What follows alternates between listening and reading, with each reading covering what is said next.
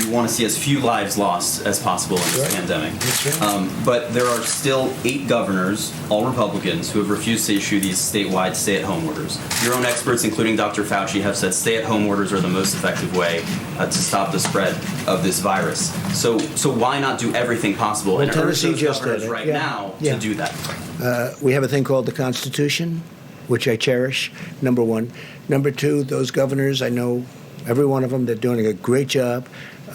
They're being very, very successful in what they're doing. And as you know, I want the governors to be running things. Now, in some cases, we'll supersede. But in this case, it's not. Do you think they should? I'm not asking for I think it them depends. to, It depends on the individual state that you're talking about. But they're doing very well, and they're doing a magnificent job in running their states. Well, South Carolina has 1,700 cases right now of coronavirus. Utah has 1,255. I mean, are these not states that you think should have those? No, I think they're doing a great job. Well, that's a very small number relative to population. It's larger than some states that do have stay-at-home orders already in place. It's up to the. If I saw something wrong, if I saw a massive breakout, of which that's not, I would come down very hard. But isn't the key in this pandemic getting ahead of those numbers, though? No, not in that case. But in the case, I know the states you're talking about. By the way, I think you're up to 92% is covered. 92% of the country is covered. And from a constitutional standpoint, they made the difference. They called the shots. Yes, Jeff, go ahead. Mr. President, just a question about messaging. You and the others here are saying people need to continue following the mitigation efforts, but you're also saying again, the cure must not be worse than the problem. Which is it? No, I'm just saying we have to get this country open, Jeff. It has to get open. This country was not designed to be closed. So we have the greatest we've ever had, and then we're paying people to stay home? Think of it. We're paying people not to go to work. How about that? How does that play? I understand that. And they want to go to work, by the way. They don't want money. This country is great. But we're paying people. We have to get back to work. That's what I'm saying.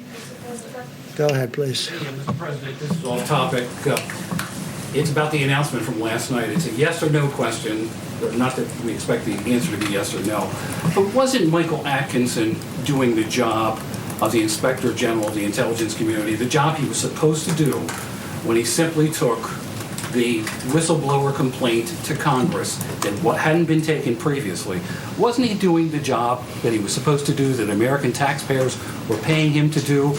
And why did you decide to terminate? I thought he did a terrible job. Absolutely terrible. He took a whistleblower report, which turned out to be a fake report. It was fake. It was totally wrong. It was about my conversation with the president of Ukraine. He took a fake report and he brought it to Congress with an emergency, okay? Not a big Trump fan, that I can tell you. Instead of saying, and we offered this to him, no, we will take the conversation where fortunately we had a transcript. If we didn't have a transcript with the kind of deception and dishonesty that were practiced by the Democrats, I might not be standing here right now, okay? Fortunately, we had a transcript, and it was a perfect transcript because even the lieutenant colonel admitted it was correct. Okay, wait a minute. You asked a question. So he took this whistleblower, and I keep saying, where's the whistleblower, right? And why was the whistleblower allowed to do this? Why was he allowed to be, you call it fraudulent or incorrect transcript? So we offered this IG. I don't know him. I don't think I ever met him. He never even came in to see me. How can you do that without seeing the person? He never came in to see me, never requested to see me. He took this terrible, inaccurate whistleblower report, right? And he brought it to Congress. We offered to have him see my exact conversation. It was all about the conversation, by the way. That was the whole thing. It was about the conversation, right? And then after he saw it, he must have said, wow, because as I've said it many times, and it drives you people crazy, it was a perfect conversation.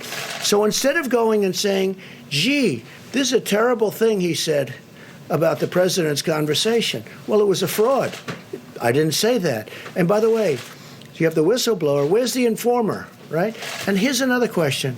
Remember, before I gave the transcript, in other words, before I revealed the real conversation, where's the second whistleblower? Remember the second wait.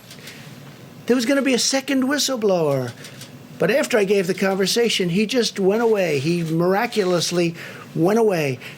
Where's the informer? Because there was going to be this informer. Maybe Schiff was the informer. You ever think of that? He's a corrupt guy. He's a corrupt politician. So listen, I say this. Where's the informer? Remember, the informer was coming forward. But I gave. Because, see, I did one thing that surprised everybody. This gentleman right here said, boy, that was a shocker. I revealed the conversation. I got approval from Ukraine because I didn't want to do it without their approval. And they said, absolutely, you did nothing wrong. By the way, President of Ukraine, foreign minister, said he did nothing wrong. And over that, with 196-0 vote by the Republicans, not one dissenting Republican vote, dishonest Democrats impeached a president of the United States. That man is a disgrace to IGs. All right, let's go next, please. Mr. President, He's a total disgrace. did you run by your decision to dismiss the Inspector General by Senator? Okay, we'll get off this because people want to talk about what we're talking about. But let me just tell you something. That's my decision. I have the absolute right. Even the fake news last night said he has the absolute right to do it. But ask him, why didn't you go and see the actual conversation? There was no rush. He said, oh, we have to rush it.